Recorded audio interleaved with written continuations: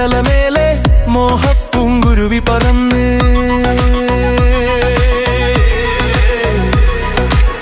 കരകാണാക്കടലലമേലെ മോഹപ്പൂങ്കുരുവി പറന്ന് അറബിപ്പൊന്നാഞ്ഞം പോലെ ആകാശത്തമ്പിളി വന്നേ ഇളം തെന്നലീണം പാടിവാ തെയ്യന്താര തെയ്യന്താര തതൈ തൈ തതൈ കരകാണാക്കടലലമേലെ മോഹപ്പൂങ്കുരുവി പറന്ന് അറബിപ്പൊന്നാഞ്ഞം പോലെ ആകാശത്തമ്പിളി വന്നേ ഇളം തെന്നലീണം പാടിവാ തെയ്യന്താര തെയ്യന്താര തതൈ തൈ തതൈ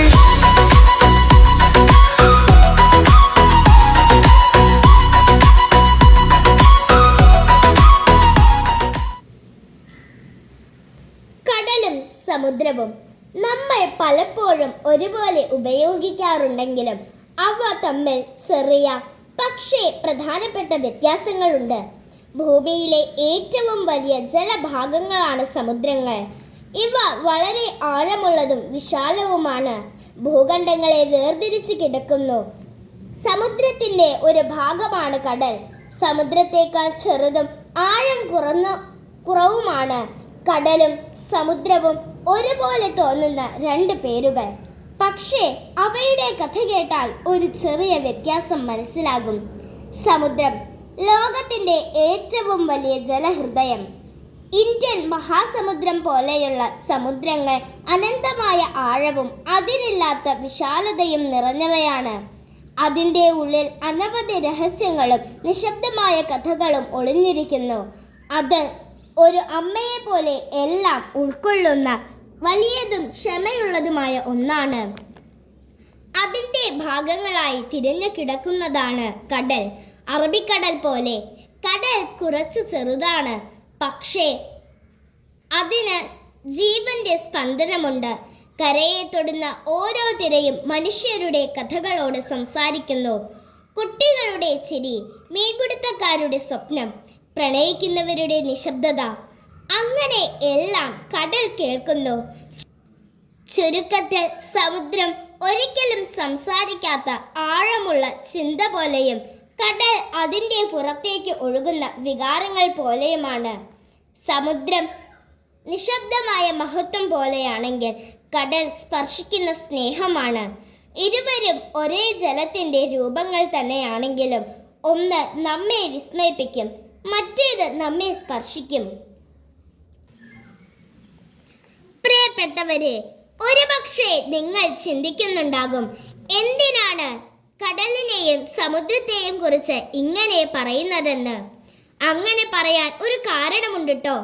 ഏപ്രിൽ 5 നാഷണൽ മാരിടൈം ഡേ അഥവാ ദേശീയ കടൽ ദിനവും ജൂൺ 8 ലോക സമുദ്ര ദിനവുമാണ്. ഈ 2 ദിനങ്ങളുമുള്ളപ്പോൾ എന്തുകൊണ്ടാണ് കടലിനും സമുദ്രത്തിനും 2 പ്രത്യേക ദിനങ്ങളെന്നും കടലും സമുദ്രവും തമ്മിലുള്ള വ്യത്യാസവും നമ്മൾ അറിഞ്ഞിരിക്കണം. ജൂൺ 8 ലോക സമുദ്ര ദിനം ആചരിക്കുന്നത് സമുദ്ര സംരക്ഷണം, കടൽ ജീവജാലങ്ങൾ, പരിസ്ഥിതി സംരക്ഷണം എന്നിവ മുൻനിർത്തി സമുദ്രവും പ്രകൃതിയും സംരക്ഷിക്കുക എന്ന ലക്ഷ്യത്തിന് വേണ്ടിയാണ്.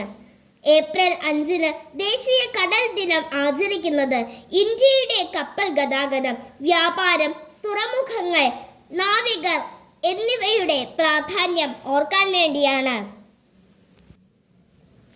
കടൽ വഴി നടക്കുന്ന വ്യാപാരവും ഗതാഗതവും ആണ് പ്രധാനം. ഈ ദിനാചരണത്തിന്റെ പ്രധാന കാരണം 1919 ഇന്ത്യയുടെ ആദ്യ വ്യാപാര കപ്പൽ യാത്രയുടെ ഓർമ്മയാണ്. 1919 April 5 Scindia steam navigation company എന്ന ഇന്ത്യൻ കമ്പനി SS ലോയൽറ്റി എന്ന കപ്പൽ ഉപയോഗിച്ച് ഇന്ത്യയിൽ നിന്ന് ലണ്ടനിലേക്ക് ആദ്യത്തെ വ്യാപാര കപ്പൽ യാത്ര ആരംഭിച്ചു. ആ സംഭവം ഇന്ത്യൻ കടൽ ഗതാഗത ചരിത്രത്തിലെ ഒരു വലിയ നേട്ടമായിരുന്നു. അതിൻ്റെ ഓർമ്മയ്ക്കാണ് ഓരോ വർഷവും ഏപ്രിൽ 5 ദേശീയ കടൽ ദിനം ആചരിക്കുന്നത്. നിശബ്ദമായി കിടക്കുന്ന കടൽ, പക്ഷേ അതിൻ്റെ ഉള്ളിൽ ഒരു ലോകം മുഴുവൻ സഞ്ചരിക്കുന്നു. അത് തിരമാലകളുടെ ശബ്ദം മാത്രമല്ല, രാജ്യങ്ങളെ തമ്മിൽ ബന്ധിപ്പിക്കുന്ന ജീവിതധാരയാണ്. വലിയ കപ്പലുകൾ കടലിന്റെ നെഞ്ചിലൂടെ നീങ്ങുമ്പോൾ അവ വെറും ചരക്കുകൾ കൊണ്ടുപോകുന്നില്ല. ഒരു രാജ്യത്തിന്റെ സ്വപ്നങ്ങളും മറ്റൊരു രാജ്യത്തിന്റെ പ്രതീക്ഷകളും തമ്മിൽ കൈമാറുകയാണ്. ഒരു കരയിൽ നിന്ന് പുറപ്പെട്ട ഒരു ചെറിയ ചരക്ക് ആയിരക്കണക്കിന് കിലോമീറ്റർ കടന്ന് മറ്റൊരു കരയിൽ എത്തുമ്പോൾ അത് മനുഷ്യരുടെ ജീവിതങ്ങളെ മാറ്റുന്ന ഒരു ബന്ധമായി മാറുന്നു. പക്ഷേ ഈ സഞ്ചാരത്തിനിടയിൽ കടൽ നിശബ്ദമായി സഹിക്കുന്നു. കപ്പലുകളുടെ തിരക്കിനിടയിലും മലിനീകരണത്തിന്റെ വേദനയിലും അത് ഇന്നും തൻ്റെ കരങ്ങൾ തുറന്നു നിൽക്കുന്നു. ഈ കടൽ ദിനത്തിൽ ഒരു സത്യം മനസ്സിലാക്കാം. കടൽ വെറും വഴിയല്ല, അത് മനുഷ്യരെയെല്ലാം ബന്ധിപ്പിക്കുന്ന ഒരു ഹൃദയമാണ്. കടൽ നമ്മെ തമ്മിൽ ബന്ധിപ്പിക്കുമ്പോൾ നമ്മൾ കടലിനെ സംരക്ഷിക്കണം. കാരണം കടൽ സഞ്ചരിച്ചാൽ മാത്രമേ ലോക സമ്പദ് വ്യവസ്ഥ മുന്നോട്ട് പോകൂ.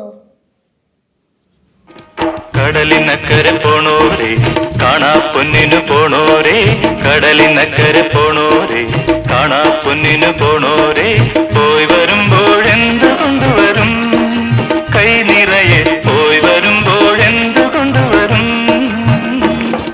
14